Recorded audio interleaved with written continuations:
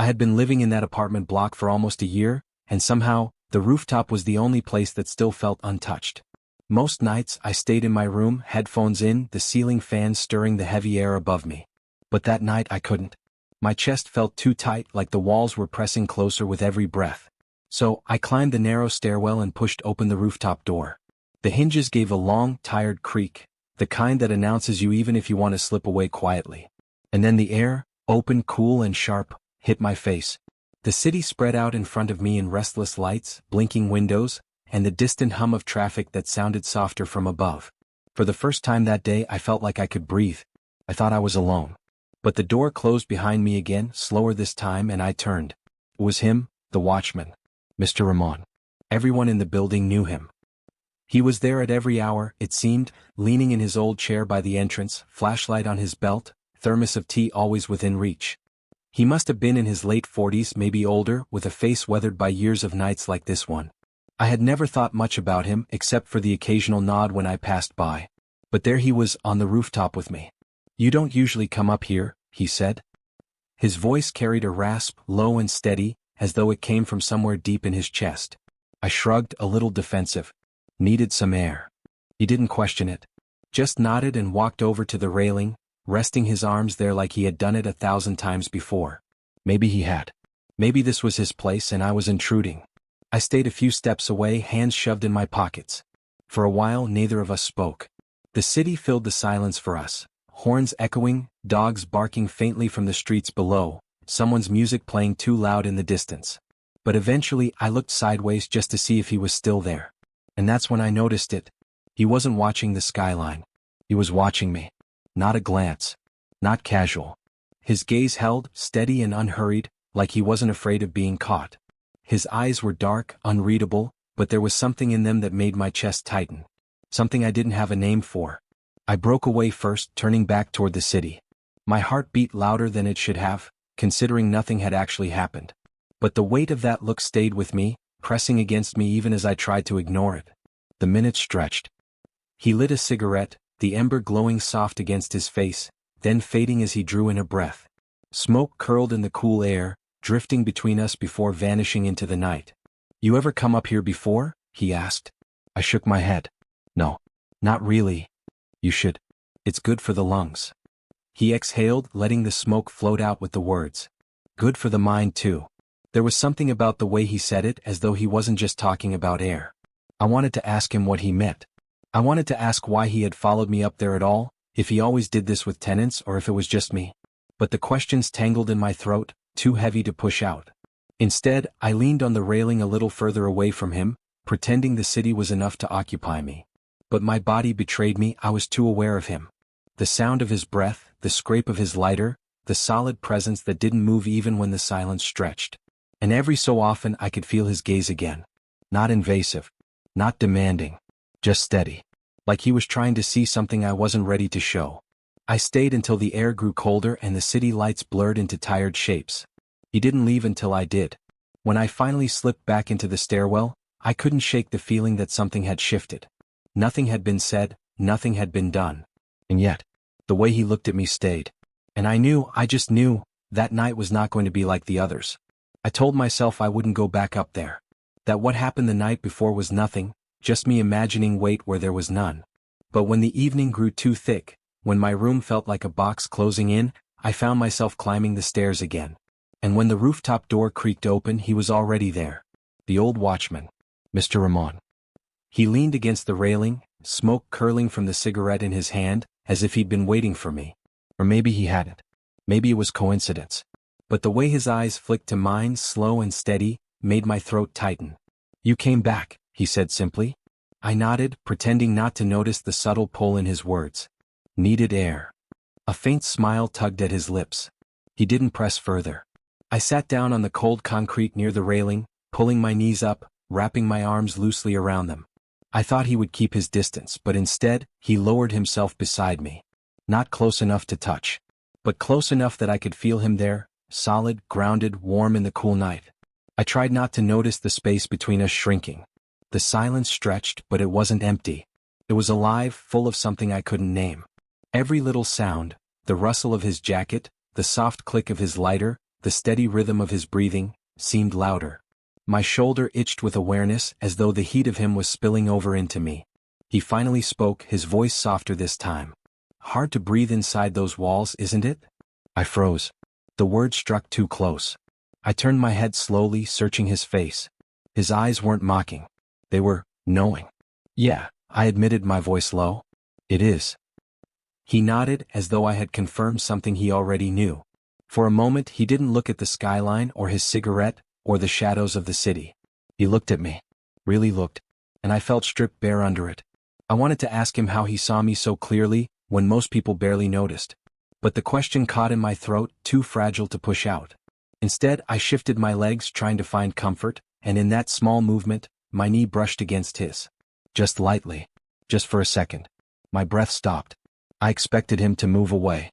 To pretend it didn't happen. But he didn't. He stayed exactly where he was. And suddenly the world grew impossibly quiet. My pulse pounded in my ears.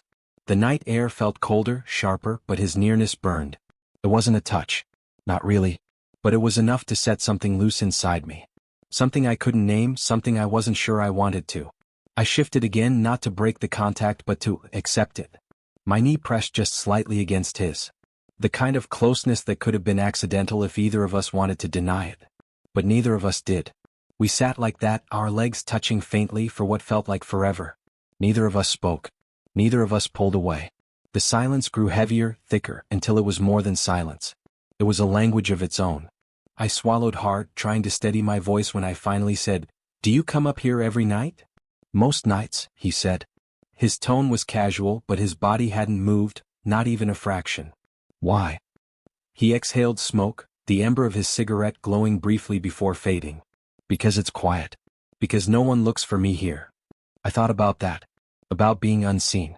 About being found unexpectedly by someone I didn't think was looking. I nodded slowly, even though I wasn't sure he could see the full weight of my agreement. We stayed like that, knees barely touching, until the night blurred into something softer. I knew it should mean nothing. Just two people sharing space on a rooftop. But it didn't feel like nothing. Not at all. And as I finally stood to leave, I realized that whatever was happening between us wasn't something I could ignore anymore. It was too close to be nothing. The nights started blending together. I never planned it, never told myself I'll go up there again. But when the clock ticked past midnight and the apartment walls grew restless, my feet knew where to go. And each time he was there. Sometimes he arrived after me, his keys jingling faintly as he climbed the stairs. Sometimes he was already leaning against the railing when I pushed the door open.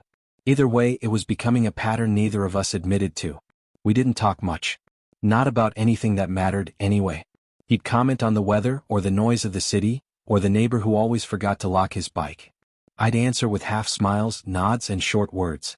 But beneath it all, silence stretched and grew, until it wasn't just silence anymore. It was something alive. Something louder than words. One night, he broke it in a way that startled me. "You study, don't you?" he asked suddenly. His voice cut through the quiet like a match in the dark. I blinked, caught off guard. "Yeah. Final year." He nodded, taking a slow drag from his cigarette. "I guessed. You look like someone carrying more than books." I laughed softly, though there was no humor in it. "That obvious?" "Not to everyone," he said. His eyes lingered on me. "But I notice." The words landed heavy. I wanted to ask him why. Why he noticed me at all, when I was just another tenant in a building full of people who hardly glanced his way. But instead, I just stared at the city, the orange glow of street lamps smearing across the streets like tired paint. He spoke again, quieter this time. "Sometimes I think silence tells you more than people do." I turned my head. He was watching me, not in the way people watch for answers, but in the way someone waits for you to understand something they can't say aloud. And in that moment, I felt a strange ache in my chest, because he was right. The silence between us wasn't empty. It was full. Full of questions we weren't asking, fears we weren't voicing, things we weren't brave enough to name. I shifted, resting my arms on my knees, and before I realized it, the words slipped out. "Do you ever regret it? The life you chose?" He froze. Just slightly. Then he exhaled, the smoke curling into the night. "Sometimes life doesn't give you choices. Sometimes it just tells you where to stand." The weight in his voice made me swallow hard. It wasn't just an answer, it was a confession. I didn't know what to say. My throat felt thick, my chest heavy.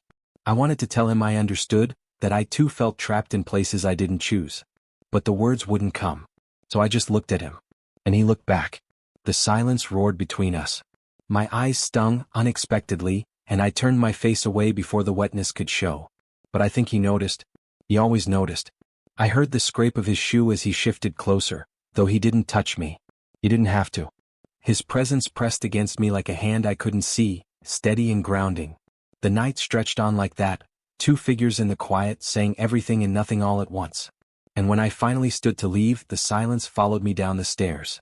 It clung to my skin, heavier than words, softer than touch, and I knew, deep in my bones, that something between us had changed. Neither of us had spoken it.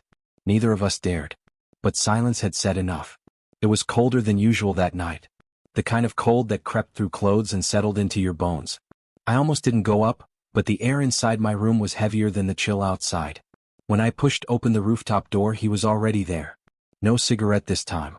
Just him, his hands tucked into his jacket, watching the skyline with a stillness that seemed older than the city itself.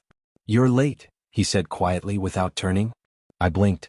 "I didn't know you were waiting." That earned me a glance, just brief but enough to make me feel seen all over again. I sat down in our usual spot, knees pulled close, shivering before I could hide it. The wind cut sharper up there. I rubbed my arms, trying to chase away the cold. Without a word, he slipped off his jacket. It was old, worn at the elbows, faintly smelling of smoke and something else, something warm lived in. He draped it over my shoulders, his hand brushing the side of my neck as he did. The touch lingered. Just a second too long. My breath caught. I should have thanked him, laughed it off, shrugged away the weight of it. But I didn't. I couldn't. Because the warmth of his jacket wasn't what spread through me, it was the warmth of his hand. When he finally pulled back, I felt the absence like a hole in the air. I tried to steady myself. "You'll be cold." "I'm used to it," he said simply, lowering himself to sit beside me. We fell into silence again, but it wasn't like before. My skin still burned where his fingers had grazed me, and every time the wind pressed the jacket tighter around me, I thought of him. After a while, I rested my head on my knees, staring at the blurred lights of the street below. The day had been long. My thoughts were louder than I wanted them to be. Without realizing it, I let out a sigh. He noticed. He always did. A weight pressed lightly between my shoulder blades, his hand. Broad, steady, grounding. It wasn't much. Just a touch. But it stilled me in a way words never could. I closed my eyes, not daring to move. The warmth of his palms seeped through the thin fabric of my shirt, spreading into my chest until the ache I carried felt a little less sharp. For a long moment, neither of us spoke. His hand stayed there, gentle but firm, and I let myself lean into the steadiness of it. When he finally drew it back, I almost turned, almost asked him not to. But the words froze in my throat. Instead, I lifted my head and looked at him. Really looked. He was staring at the skyline again, but his jaw was tense, his shoulders rigid in a way that betrayed him. He was pretending nothing had happened. Pretending that his hand hadn't lingered, that the air between us wasn't different now. I mirrored him, pretending too. But inside I knew. The seed of something unspoken had been planted. It wasn't a confession. It wasn't even a step forward. But it was real. And it stayed with me long after I left the rooftop, long after I slipped back into my room and lay awake in the dark, the phantom weight of his hand still warm against my back. For the first time I let myself wonder, what if it wasn't nothing? The next night I almost didn't go. I told myself it was because of the cold, because of the weight of assignments piling up, because I needed sleep. But the truth was simpler and heavier. I was afraid. Afraid of what his touch had meant, afraid of what it had stirred in me, afraid of what would happen if it wasn't just in my head. And yet, when midnight came, my feet carried me to the rooftop anyway. He was there as if he'd known I would come. His back was to me, his arms braced on the railing, the city glowing faintly below him. When he heard the door close, he turned, his face unreadable in the half-light. "You almost didn't come," he said. I swallowed. "Yeah." Something flickered across his expression, gone before I could name it. He didn't ask why. He didn't need to. We sat in silence for a long time, the air heavy with all the things we weren't saying. My chest felt too tight, my thoughts circling restlessly. Finally, I couldn't take it anymore. "I don't know what this is," I blurted, my voice rougher than I intended. He looked at me. Really looked. The way he always did, with that steady gaze that stripped me bare. I stared at the concrete under my shoes, ashamed of how shaky my voice sounded. "I mean, these nights. Sitting here. The way," I trailed off, unable to finish. The silence stretched. For a moment I thought he wouldn't answer. Then softly he said, "It doesn't feel like nothing." My head snapped up. His eyes were on me, calm but unflinching, as though he'd been waiting for me to give him an opening. The air between us thickened. My heart pounded, louder than the city below, louder than the wind rushing over the rooftop edge. I shifted closer without meaning to, the movement small but undeniable. He didn't move away. For a long moment neither of us spoke. The world narrowed to the space between us, the electricity humming in that fragile silence. And then it happened. Not a kiss. Not even close. Just the brush of his forehead against mine. Barely there, fleeting. But it was enough to stop the world. I closed my eyes, letting out a shaky breath I didn't know I'd been holding. His warmth was right there, close enough to feel, close enough to undo me. We stayed like that, forehead to forehead, breathing the same air, longer than we should have. Neither of us dared to move. When he finally pulled back, it was slow, reluctant, as though the air itself resisted the space reforming between us. I opened my eyes. He was watching me, something raw flickering behind the calm. "Don't be afraid of it," he said quietly. I wanted to answer, but the words caught in my throat. All I could do was nod, barely the smallest movement, but enough. That night I didn't sleep. I lay awake with the memory of his forehead pressed to mine, the echo of his voice in my chest. And the question kept circling over and over. What if this is real? The night bled into dawn without either of us noticing. One moment, the city was a scattered field of orange lights, and the next, the horizon was pale with the first stretch of morning. I hadn't moved from where I sat, shoulder pressed to his. My head had grown heavy, lulled by the steadiness of his breathing. I must have drifted, not into sleep but into something quieter, something softer. When I blinked my eyes open, the sky was streaked with pale pink. He was still there, sitting upright as if keeping watch not over the building but over me. "You didn't leave," I murmured, my voice rough with drowsiness. He turned his head, the corners of his mouth lifting just slightly. "Neither did you." For a while we just watched the sun stretch over the rooftops. The world below began to stir, vendors clattering open their stalls, rickshaws honking faintly in the distance, a rooster crowing from somewhere I couldn't see. But up here it felt slower, calmer. I shifted, pulling the jacket tighter around me. His jacket. His warmth still clung to it even after hours. What happens now? The question slipped out before I could stop it. He didn't answer right away. He leaned forward, resting his arms on his knees, watching the city with a thoughtful stillness. I worried I'd asked too much, that I'd broken the delicate balance we'd built. Finally he spoke. "Whatever this becomes." I turned, frowning slightly. "That's not an answer. It's the only one I have," he said, his voice calm but certain. "We don't have to name it. We don't have to rush it. We just let it be." Something inside me loosened. For so long I had been chasing answers, clarity, certainty. But here was a man who didn't pretend to have them, who wasn't offering promises he couldn't keep. He was offering something simpler and maybe braver, presence. I let out a slow breath and nodded. "Okay." The word felt enough. He leaned back again, his shoulder brushing mine in a way that no longer felt accidental. This time he didn't move away. Neither did I. We stayed like that, side by side as the sun climbed higher. At some point he reached for my hand. Not suddenly, not dramatically. Just a quiet shift of fingers, tentative at first, then steady when I didn't pull away. His palm was rough, calloused from years of work, but it fit around mine with a kind of gentleness that surprised me. I stared at our hands, the simplicity of them joined, and felt something stir deep in my chest. I didn't expect this. I didn't ask for it. But I wouldn't undo it for anything. The rooftop door creaked then, faint voices echoing up the stairwell. The world was waking, the building stirring with life. Our time, I knew, was almost over for now. He noticed it too. He gave my hand one last squeeze before letting go, standing with the slow, careful movement of someone whose body had carried too many long nights. "You should get some rest," he said. "So should you," I replied. He gave a small, tired smile. "Later." I stood too, pulling his jacket off my shoulders. I held it out to him, but he shook his head. "Keep it. Mornings are colder than nights."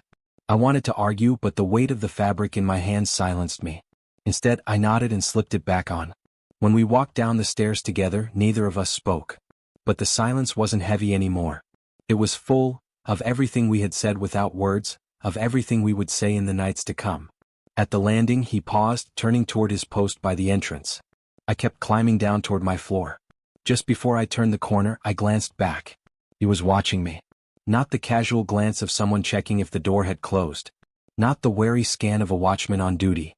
It was the same steady gaze that had followed me since that first night on the rooftop. The one that saw me. I held it just for a moment.